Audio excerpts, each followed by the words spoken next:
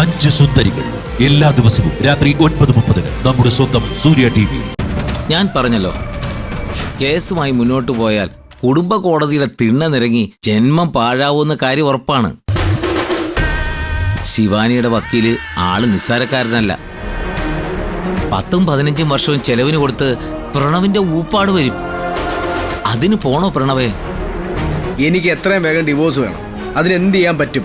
അതിനെക്കുറിച്ച് ഇപ്പൊ നമുക്ക് ആലോചിക്കാം. ഞാൻ പറഞ്ഞല്ലോ, എന്തെങ്കിലും ഒരു വിട്ടുവീഴ്ച ചെയ്താൽ 6 മാസത്തിനകം ഡിവോഴ്സ് വാങ്ങിത്തരാനുള്ള ഏർപ്പാട് ഞാൻ ചെയ്യാം.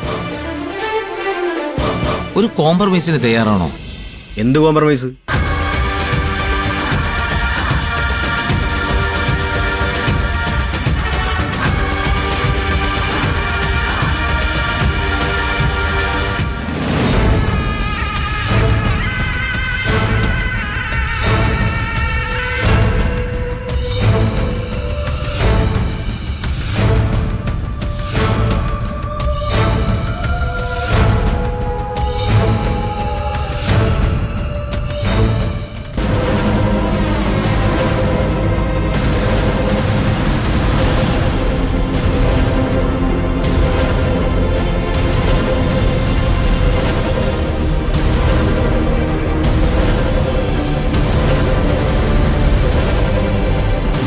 വക്കീലെ, എന്ത് തീരുമാനിച്ചു? ശിവാനിയോടും പ്രണവിനോടും ശിവാനിയുടെ ഈ ഇരിക്കുന്ന വക്കീലും ഞാനും വസുന്ധര മേഡവും മാറി മാറി സംസാരിച്ചു കഴിഞ്ഞു.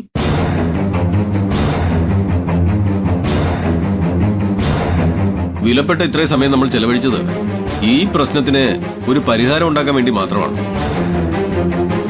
ശിവാനി പ്രണവുമായി മാനസികമായി പൊരുത്തപ്പെടാൻ തയ്യാറെടുത്തു എന്ന് തന്നെയാണ് ഇപ്പോഴും അവകാശപ്പെടുന്നത്. പഴയ തെറ്റുകൾ ഇനി ഒരിക്കലും ആവർത്തിക്കില്ല എന്ന് ഉറപ്പു തരുന്നുണ്ട്.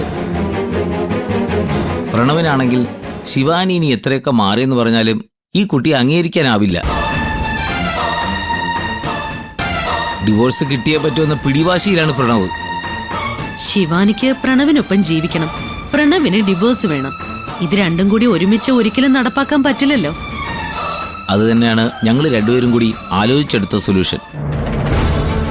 വസുന്ധര മേഡം പറഞ്ഞ ഈ 2 കാര്യങ്ങളും ഒരുമിച്ച് നടക്കണം.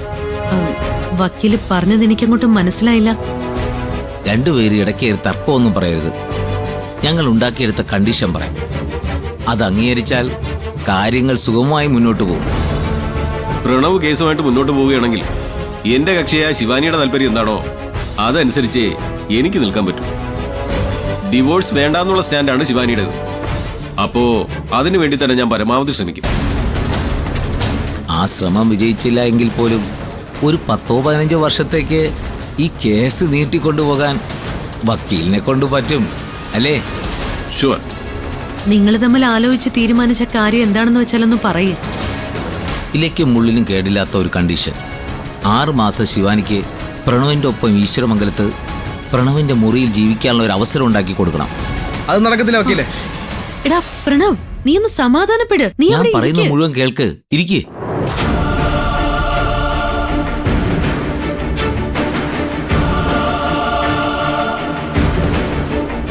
ശിവാനിക്ക് അങ്ങനെ ഒരു അവസരം കൊടുക്കുന്നത് അവൾക്ക് അവളുടെ സ്വഭാവത്തിൽ വന്ന മാറ്റം പ്രണവിനെ ബോധ്യപ്പെടുത്താൻ വേണ്ടിയിട്ടാണ്. എന്നെ ഒന്നും ആരും ബോധ്യപ്പെടുത്തേണ്ട ആവശ്യമൊന്നുമില്ല. എനിക്കൊന്നും ബോധ്യപ്പെടാൻ വേണ്ട.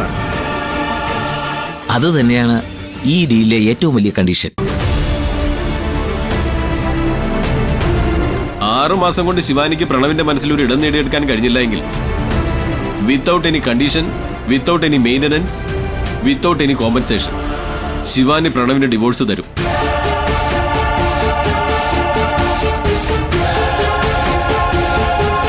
ഇതൊരു വെറും വാക്കല്ല. ഇപ്പോൾ തന്നെ നമ്മൾ അതിന്റെ എഗ്രിമെന്റ് എഴുതി വെക്കും. കൃത്യം 6 മാസം കഴിയുന്ന ദിവസം പ്രണവ് വന്ന് ഡിവോഴ്സ് വേണമെന്ന് ആവശ്യപ്പെട്ടാൽ ഞങ്ങൾ 2 അഡ്വക്കേറ്റുമാർ ചേർന്ന് ഒരു നഷ്ടപരിഹാരം പോലും ആവശ്യപ്പെടാതെ ജോയിന്റ് പെറ്റീഷൻ ഫയൽ ചെയ്യും. വസുന്ധര മാഡം എന്ത് പറയുന്നു? എനിക്കതൊക്കെയാണ്. പക്ഷേ ഇവര് രണ്ടുപേരുമാണ് അതിന് സമ്മതം മൂളേണ്ടത്. ശിവാനി എന്തു പറയുന്നു? 6 മാസം സമയം കിട്ടിയ എന്നിൽ വന്ന മാറ്റം എനിക്ക് പ്രണവിനെ ബോധ്യപ്പെടുത്താനാവൂന്നുള്ള കോൺഫിഡൻസ് എനിക്കുണ്ട്. പ്രണവ്, നീ എന്തു പറയുന്നു? അതെ, ഈ 6 മാസം ഇവിടെ എൻ്റെ കൂടെ മുറിയിലൊന്നും കിടത്താൻ പറ്റത്തില്ല.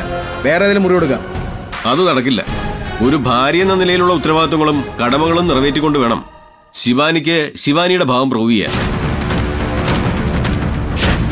നോക്ക് പ്രണവേ, എത്രയും പെട്ടെന്ന് ശിവാനിയെ ഒഴിവാക്കിയെടുക്കാനാണ് പ്രണവിന്റെ തീരുമാനമെങ്കിൽ ഇതൊരു 6 മാസത്തെ കാര്യമല്ലേ ഉള്ളൂ.